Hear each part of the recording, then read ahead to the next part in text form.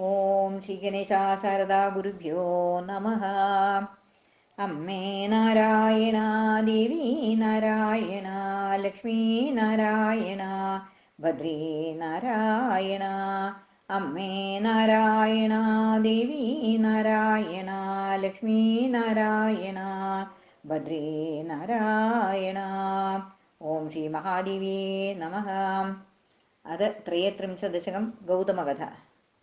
ശക്രപുരാജീവഗണസ്യ കർമ്മ ദോഷാസമാ പഞ്ചദശക്ഷമായാം വൃഷ്ടിം ന ചക്രേ ധരണീ ച ശുഷ്ക വാപീ തടാകാദിജലാശയാസീത് സസ്യാനി ശുഷ്കാനി ഖഗാമൃഗാംശ്ച ഭുക്താപ്യതൃപ്താ ക്ഷുദയാ തൃഷാ ച നിപീഡിതാമർത്യശവാനി ചാഹോ മർത്യാനിഷ്ടാന്യഭിഭുഞ്ജതേ സ്മ ക്ഷുധാർദിതാ സർവജനാ മഹാവ വിമുക്തികാമാ മിളിതാ കഥാചിത് തപോധനം ഗൗതമമേത്യ ഭക്ത്യാ പൃഷ്ടാമുനിം സ്വാഗമഹേതുമൂചുഃ വിജ്ഞായ സർവം മുനിരാട് കൃപാലുഃ സംഭൂജ്യ ഗായത്രിവിധാം ശിവേ ത്വാം പ്രസാദ്യ ദൃഷ്ട്വാ ച തവൈവ ഹസ്താത് ദേവേ നവം കാമദപാത്രമേകം ദുഗൂഢസൗവർണ്ണ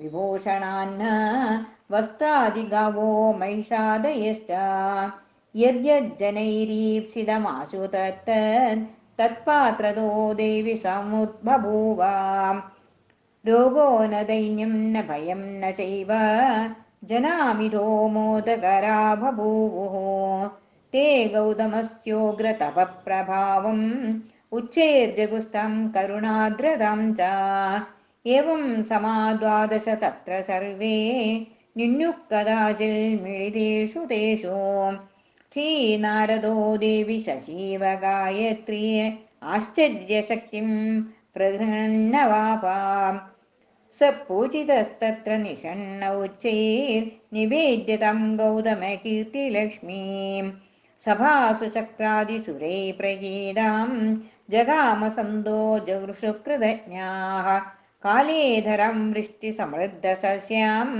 दृष्ट्वा जना गौतममानमन्दः आपृच्छ्यते सज्जनसङ्गबोधा मुदा जवा स्वस्वगृहाणि जग्मुः दुःखानि मे सन्तु यतो मनो मे प्रदत्तसङ्घट्टितहेमशोभी विशुद्धमस्तु त्वयि बद्धरागो भवानि ते देवि नमोऽस्तु भूयः.